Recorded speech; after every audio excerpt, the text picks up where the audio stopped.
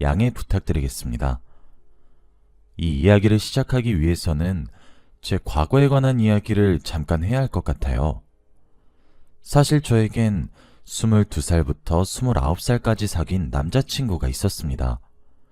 8년 정도 만난 남자친구였죠. 지금은 헤어졌지만 말이에요. 제 나이가 29살이 되던 해에 남자친구는 중소기업을 다니다가 중견기업으로 이직을 하게 되었어요. 아무래도 회사의 레벨을 한 단계 높여서 이직을 하는 것이라 그런지 그 과정을 많이 힘들어 했습니다. 피곤하다는 말을 입에 달고 살았거든요. 당시 저는 남자친구를 많이 배려하기도 위해 만남도 자제했고 바라는 대로 행동했던 것 같아요. 그러면서도 저희 사랑은 식지 않았다고 생각했었죠. 그게 저 혼자만의 착각인지도 모르고 말이에요. 남자친구는 저보다 2살 많은 사람이었는데 그래서 그런지 제게 결혼 이야기를 종종 했었고 저 또한 결혼을 한다면 남자친구라고 믿었습니다.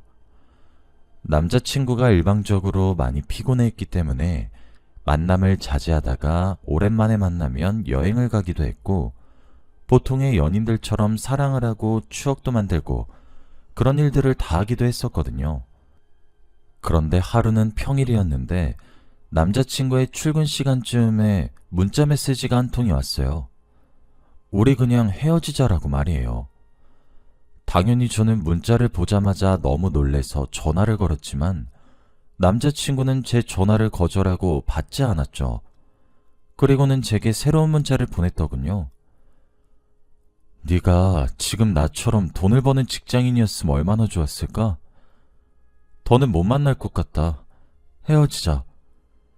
사실 저는 그때 대학원생이었습니다.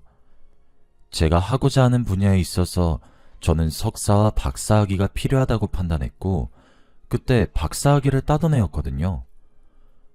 종종 남자친구는 제가 오랜 기간 공부에 공을 들이는 것에 불만을 표시하곤 했었어요.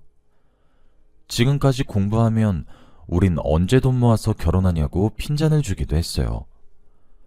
하지만 그럼에도 불구하고 제 도전을 항상 응원해줬던 사람이었기 때문에 제가 우리 관계에 발목을 잡는다고는 정말 상상치도 못했었거든요. 그런데 남자친구는 그게 아니었던 것인지 우리가 만난 8년이나 되는 시간들은 2통의 짧은 문자 메시지로 정리를 하더군요. 처음엔 너무 믿어지지가 않아서 장난인 줄 알았어요. 권태기인가 걱정이 되어서 찾아도 가보고 기다리겠다고 구질구질하게 연락도 했었죠. 진짜 제 스스로가 구차하고 비참하단 생각이 들 정도로 남자친구에게 매달렸지만 제게 돌아오는 대답은 단호한 거절이었습니다. 이렇게 행동하는 제가 너무 진절머리 난다고 이야기하는 남자친구의 표정은 이미 저와 사랑을 속삭이던 그 눈빛이 아니더군요. 정말 지긋지긋하다는 눈빛으로 저를 내려다보는데 거기서 저는 더 이상 어떠한 행동도 할 수 없겠더군요. 8년이란 시간을 연애하면 좋은 점이자 나쁜 점은 겹치는 지인들이 무척이나 많다는 사실입니다. 아무래도 어쩔 수 없는 부분인 것 같아요. 그래서 그런지 저는 더 이상 알고 싶지 않은 그 남자의 소식이었지만 주위에서는 제게 죄다 알려주더군요. 그렇게 알게 된 진실은 제 예상보다 훨씬 더 추악했습니다. 알고 보니 이직한 중견회사에서 어떤 여자와 바람이 났던 거였어요. 제게 피곤하다고 핑계를 대며 만나지 않았던 시간 동안 저와 헤어지지도 않고 사내 연애를 시작한 거였고 저를 뒷전으로 제쳐두고 새롭게 만난 그 여자와 데이트를 한다고 바빴던 거였고 그래서 피곤했던 거였죠. 그러다 결국 저를 정리하기로 했고 제게 헤어지자고 문자 메시지를 보낸 거였고요. 종종 제게 사내 연애를 해보는 것이 로망이라고 말하던 사람이었는데 저랑 사귀면서 본인의 로망을 실현시킬 줄이야. 저는 정말 꿈에도 몰랐습니다. 전화를 걸어 쌍욕이라도 가득 퍼부을까, 찾아가서 뺨이라도 한 대 내려칠까, 수없이 많은 고민을 하던 도중 문득 거울에 비친 제가 너무 비참하게 느껴지더라고요. 그 사람은 제가 얼마나 괴로울지 신경조차 쓰지 않고 새롭게 만난 여자와 사랑을 속삭일 건데 제가 그 앞에 나타나 깽판을 치든 난리를 치든 저만 비참해질 뿐일 거란 생각이 들더라고요. 그래서 죽기 살기로 공부하기 시작했습니다. 제 인생을 성공하고 싶어서이기도 했지만 그렇게라도 어딘가에 매달리지 않으면 정말 죽을 것만 같았거든요. 저는 생각보다 아주 빠르게 박사학위를 딸 수 있게 되었고 제가 원하는 곳에 취업까지 성공할 수 있게 되었습니다.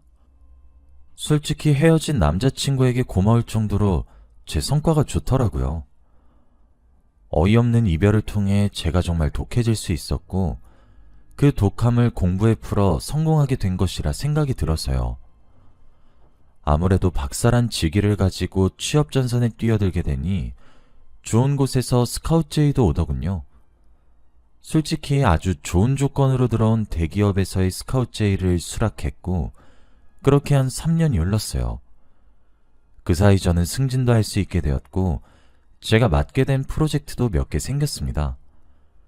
직장을 가지고 생활이 여유롭다는 것은 참 행복하더라고요. 사실 제가 지금 다니고 있는 대기업에 입사한 이유는 헤어진 남자친구 때문이었어요.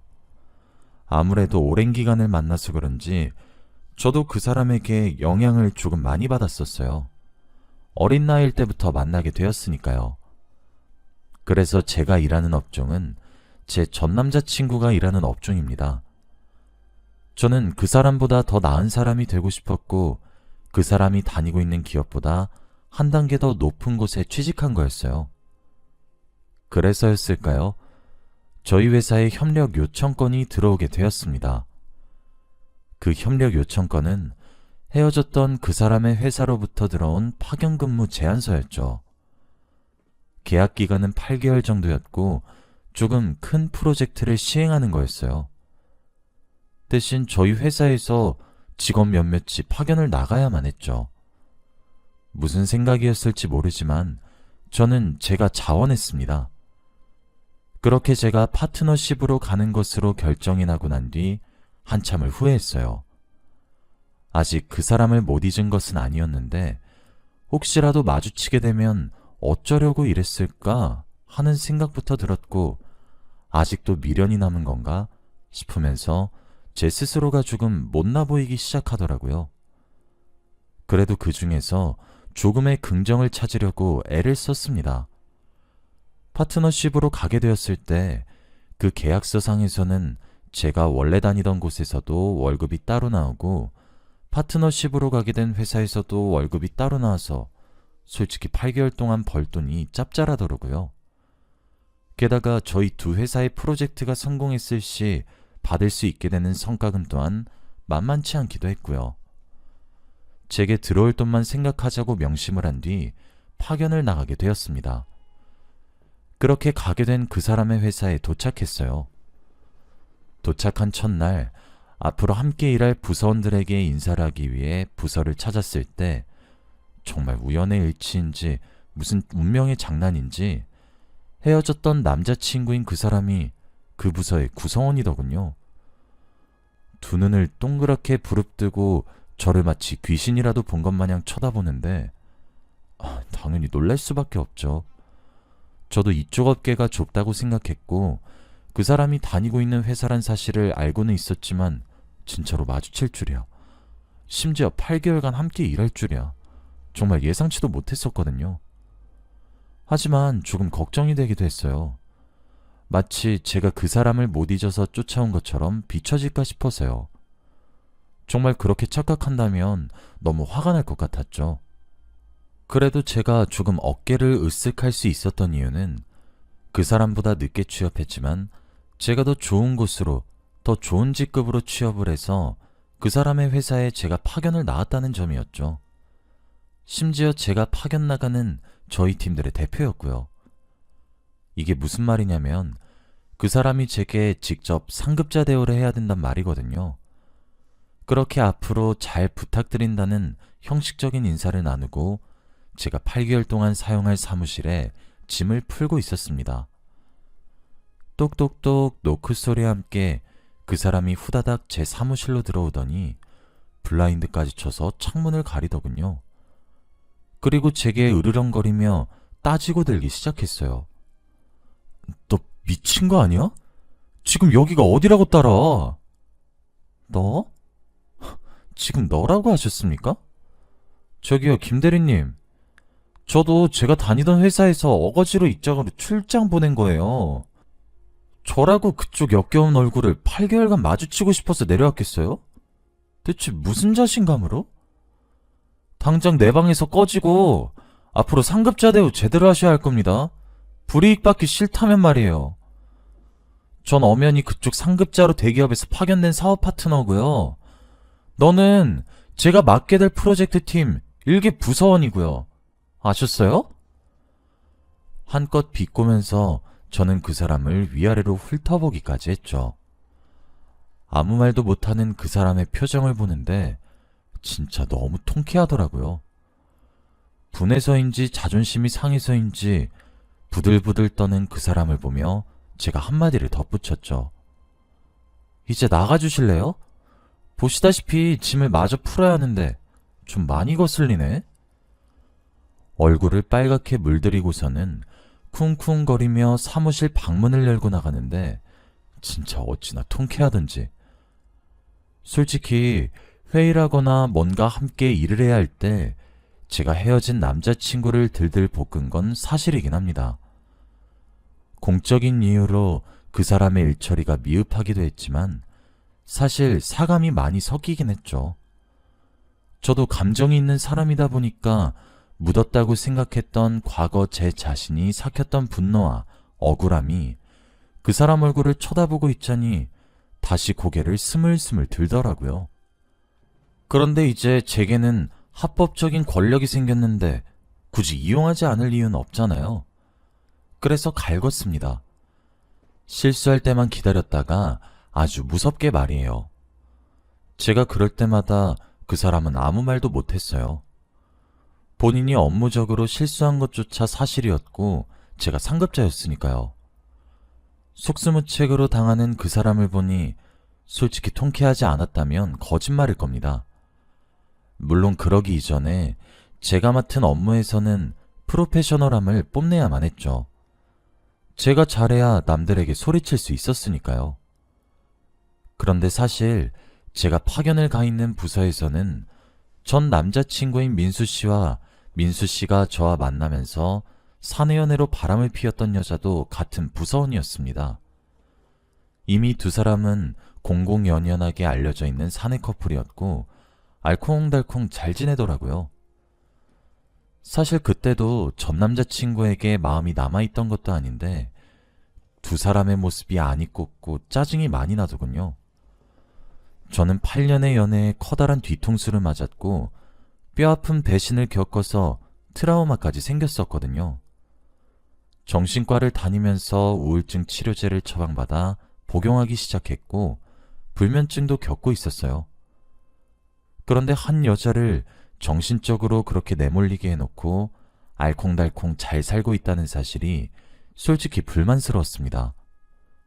그 여자가 제 존재를 알든 모르든 떠나서 말이에요. 그래서 좀 더 제가 상급자 위치에서 할 수 있는 갑질을 많이 했던 것 같아요. 게다가 두 사람은 이미 제가 오기 직전쯤에 결혼을 해서 신혼부부인 상태였고 결혼식까지 올렸더라고요. 심지어 둘이서 사고를 쳐서 여자친구 뱃속에는 아이까지 생긴 직후였습니다. 한창 달달하게 꿀이 뚝뚝 떨어지는 꼴을 눈앞에서 보고 있으니 제가 얼마나 불쾌했겠어요. 솔직히 제 눈에 피눈물을 흘리게 한 장본인이 제 생각보다 훨씬 더 행복하게 잘 살고 있는 모습을 보게 되니까 5만 가지의 감정이 저를 감싸더라고요. 상대적인 박탈감도 들었고 회의감도 들었고 무력하다는 생각과 치졸한 제 자신이 부끄럽기도 했죠. 그리고 신이 너무 미웠어요. 항상 신은 공평하다고 하는데 왜 나에게만 불리하게 작용하는 것인가 너무 억울했어요. 난 아직도 트라우마 때문에 종종 병원을 찾아야 하고 그 뒤로 남자가 다가오면 경계심부터 드는데 피해자인 나는 이렇게 힘들게 하고 가해자인 전 남자친구는 행복하게 살게 하고 진짜 해도 해도 너무한다고 억울하다고 원망도 정말 많이 했습니다. 그래서 얼른 8개월이 지나갔으면 좋겠다는 생각만 하고 있었죠. 그러던 어느 날이었습니다. 제가 그곳에 간 지 한 5개월 정도 되었을 때였어요. 한 중년 여성 한 분께서 저희 부서를 찾아왔더군요. 조금 통통한 체구를 가지고 계셨죠. 마침 점심시간이었고 그날따라 저는 속이 너무 안 좋아서 사무실에서 혼자 커피나 한 잔 마시면서 쉬고 있었습니다. 저를 찾아온 중년 여자는 제게 질문을 하셨습니다. 혹시 김희진 씨이신가요? 김희진 씨는 저와 헤어졌던 남자와 바람이 났던, 그래서 지금 현재 그 사람의 아내인 그 여자였어요. 아니요? 누구신가요? 여기 이렇게 함부로 들어오시면 안 돼요.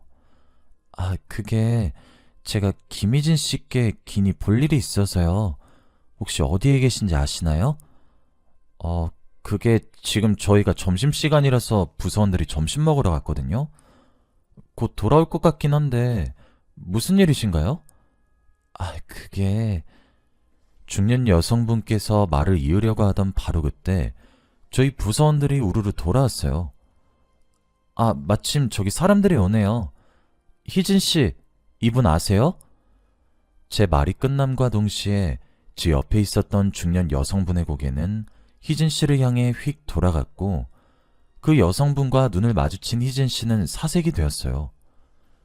그리고 분명 제 곁에 서 있으셨던 여성분께서는 정말 빨간 천을 보며 돌진하는 소처럼 희진 씨에게 그대로 돌진하듯 달려갔고 희진 씨의 머리채부터 양손에 휘감고 미친 듯이 쌍욕을 하면서 이리저리 흔들기 시작하더라고요. 그런데 제가 앞서 말씀드렸다시피 희진 씨는 아이를 가진 상태였거든요.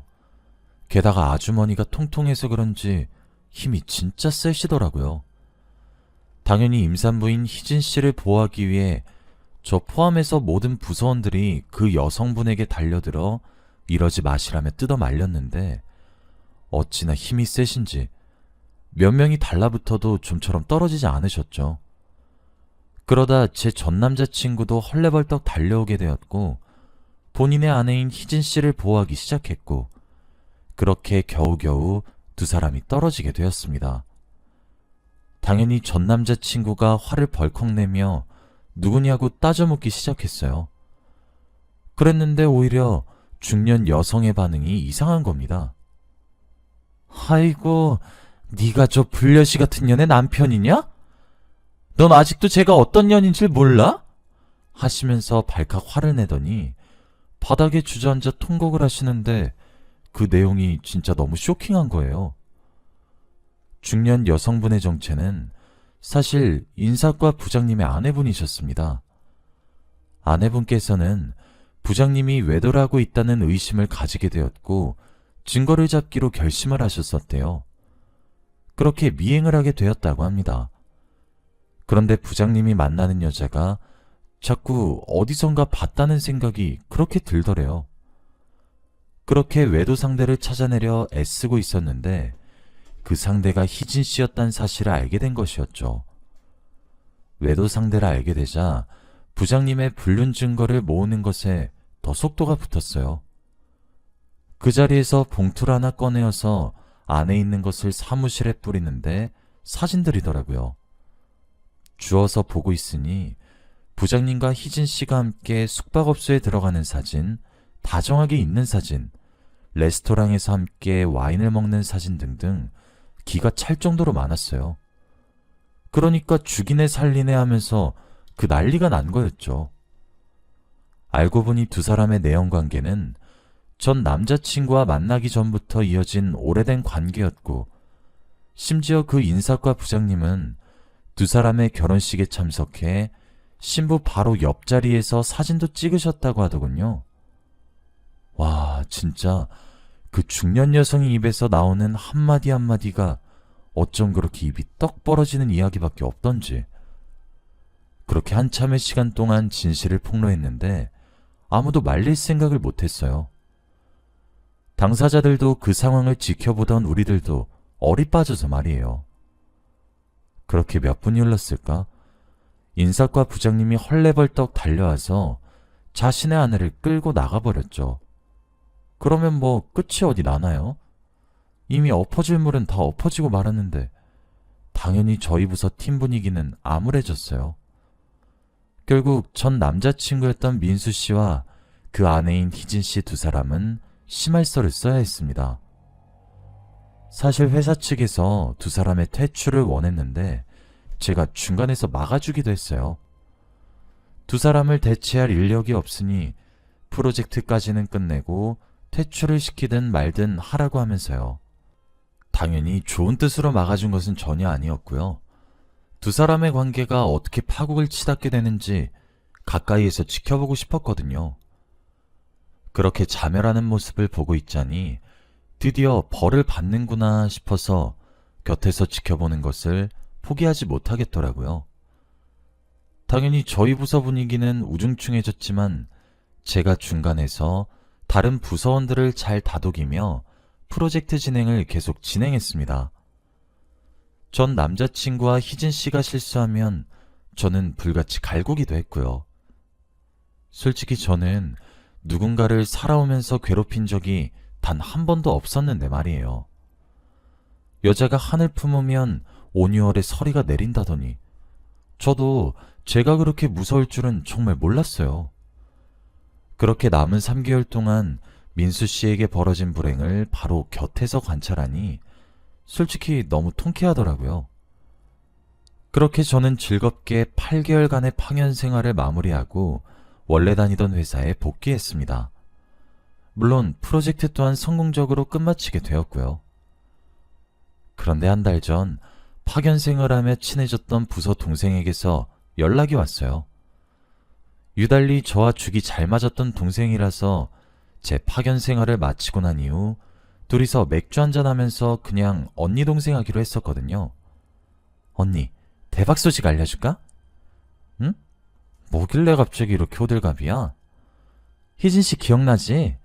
왜 인사과 부장이랑 불륜 저질렀다가 머리채 잡힌 여자. 그 여자 그때 민수 씨랑 결혼하고 나서 임신했었잖아. 근데 얼마 전에 출산했거든? 근데 흑인이 태어났대. 라고 하더라고요. 솔직히 그 정도쯤 되니까 전 남자친구인 민수 씨가 불쌍해질 정도였어요. 씨는 공평하다고 하더니 정말 그 사람에게 벌을 줘도 아주 단단히 주는구나 싶기도 했고요. 동생 말에 따르자면 결국 희진 씨는 제 파견 업무가 끝나고 난 뒤 부랴부랴 퇴사했다더군요.